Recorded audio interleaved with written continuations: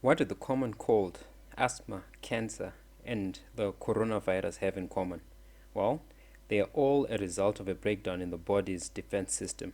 Let's take a look at the immune system, which is the army with. See, the immune system is equipped with legions of mobile soldiers with an arsenal of deadly weapons and sophisticated chemical communication network. These defenders must be on duty every minute of the day in order to detect and destroy the enemy.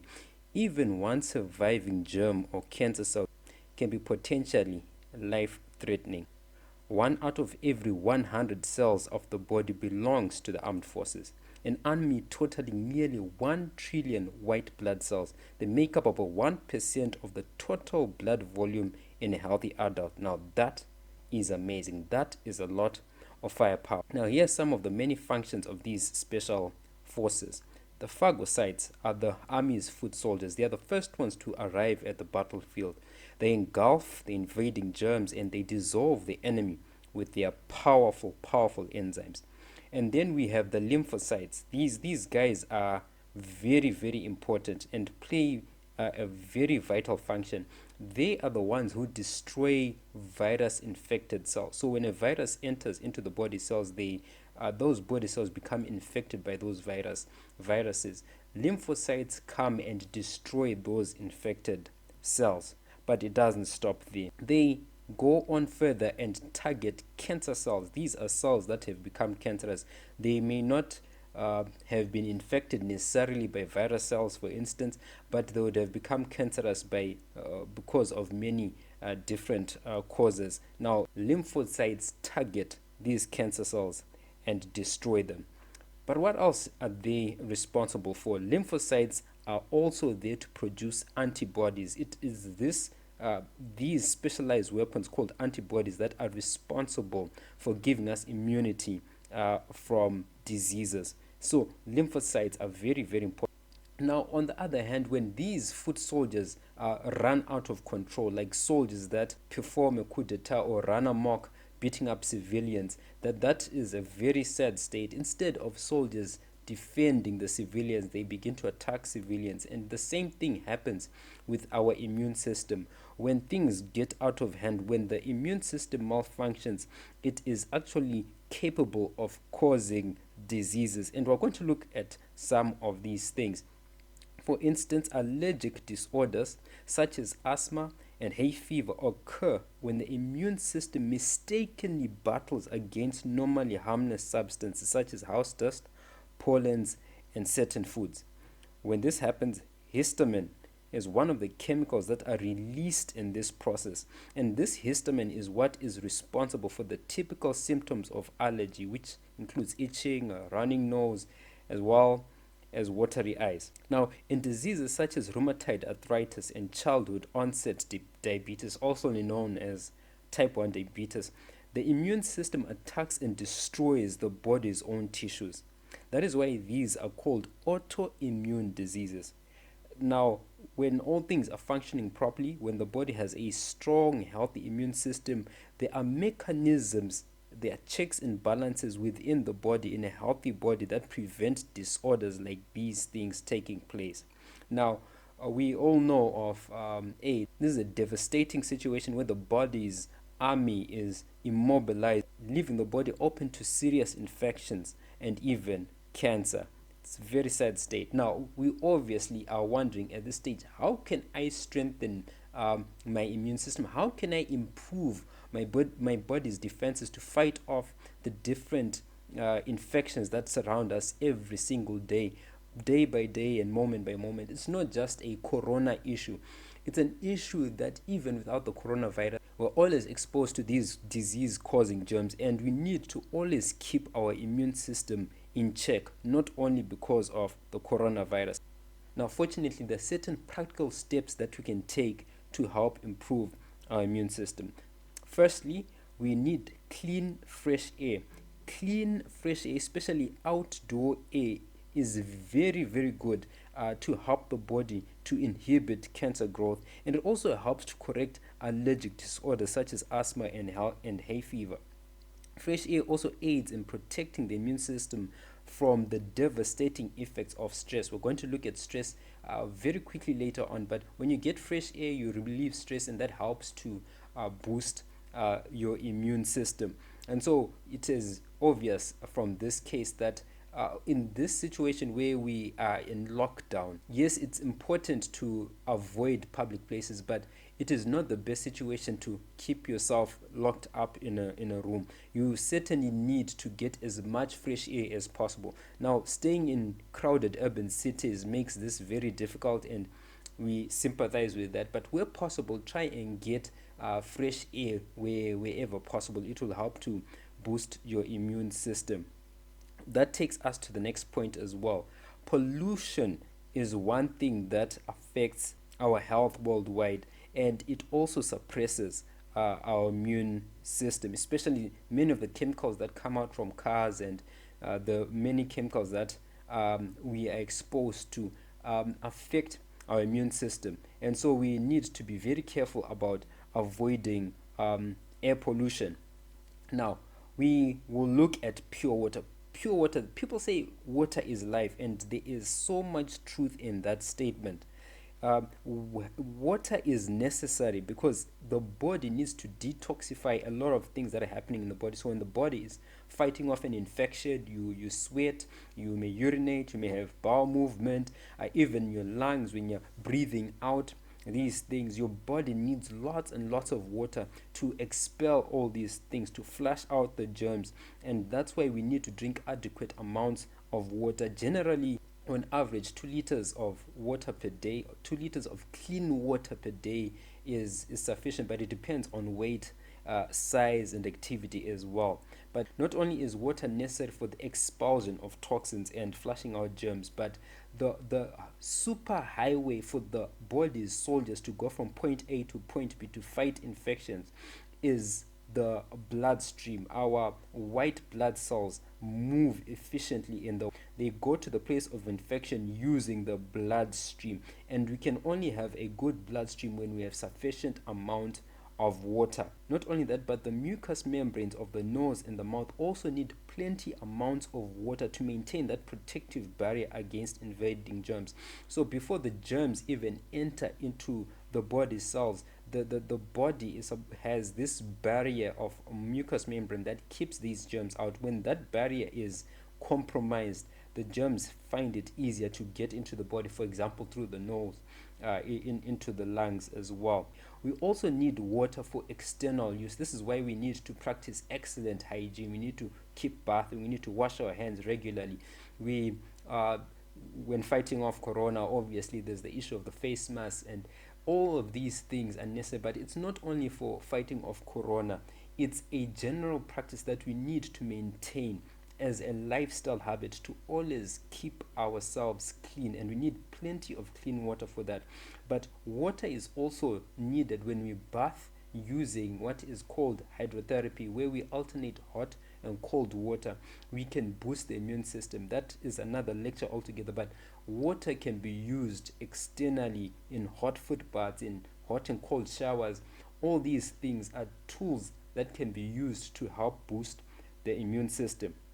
Now that we've talked about water, we'll move on to sunlight. Sunlight itself is a powerful agent in killing germs. The ultraviolet rays kill germs on our skin, even in the homes. So whilst we are spending a lot of time indoors, let's try and get sunlight to enter into the rooms to kill the different germs. We're not saying that sunlight kills coronavirus. That's not the point. But sunlight does destroy a lot of germs. It is known that ultraviolet rays in the sunlight does kill germs. Not necessarily corona, but it kills a lot of germs. So we have a better fighting chance when we are exposing ourselves to sunlight outside and allowing sunlight to get into the homes.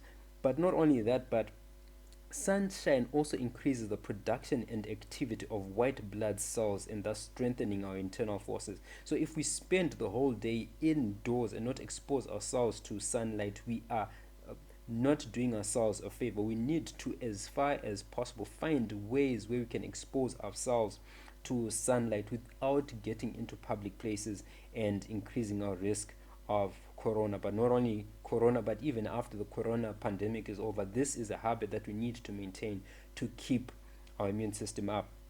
The next thing is obviously exercise.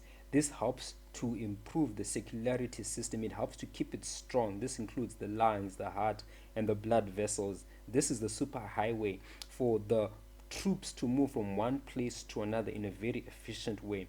And so this is very, very important for our immune system. Not only that, but when we exercise, our body benefits because there are chemicals that are produced as a result of exercise. These chemicals are known as endorphins. These endorphins help to fight off stress in the body. And as I just quickly mentioned earlier on, stress suppresses the immune system. And so when we spend time thinking about the economy, thinking about politics and the many things that are surrounding us right now, those things, by continuously dwelling on those things and getting stressed on those things, we are actually suppressing the immune system. But on the other hand, if we exercise, if we find ourselves that we are stressed about something and we make time to exercise, it will help to deal with that stress. And obviously there's the issue of rest. Rest is extremely important for the immune system, especially when we spend sufficient hours before midnight. It is not good to go throughout the night active, because the body restores itself, the body heals, the body regenerates, and builds up its army as well during the hours of sleep. That's when it does it best.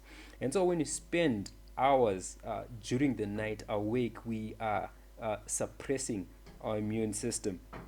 Now, obviously, this goes contrary to our working habits, where we are now exposed to lots of work throughout the night and the social media and entertainment. It would be good for us to manage these things and get regular sleep at regular times. Now, obviously, we will then move to the issue of nutrition. We need excellent nutrition in fighting off, in maintaining rather, and maintaining a good immune system. We need vitamins A, C, and E in abundance. These are things that are freely available to us when we eat the right foods. We need minerals like zinc and magnesium. These things are especially demanded by the body when fighting off infections. These things, vitamin A, C, E, magnesium, and zinc, are abundant in fresh fruits and fresh fruit rather, in vegetables, in whole grains, and as well as nuts. So there you have it. That's some of the things that we need to consider. But it doesn't stop there. We also need good oils in our body, especially essential fatty acids. These are things that the body cannot make on its own. And so where do we get these things? We get these things from the food that we eat, from our soybeans, from our spinach, from our flaxseed, from our avocados. And one of the main oils that we need is the omega-3 fats. These are available in many of the health foods, many of the nuts, the soybeans, as I've mentioned, the sunflower seeds as well, have these important oils. Now, once we are speaking of oils, there's also the bad oils, the refined fats, cooked at high temperatures. These are not good, especially fats from an animal origin. These clog the arteries and slow down the blood flow. This inhibits the full functioning of the immune system.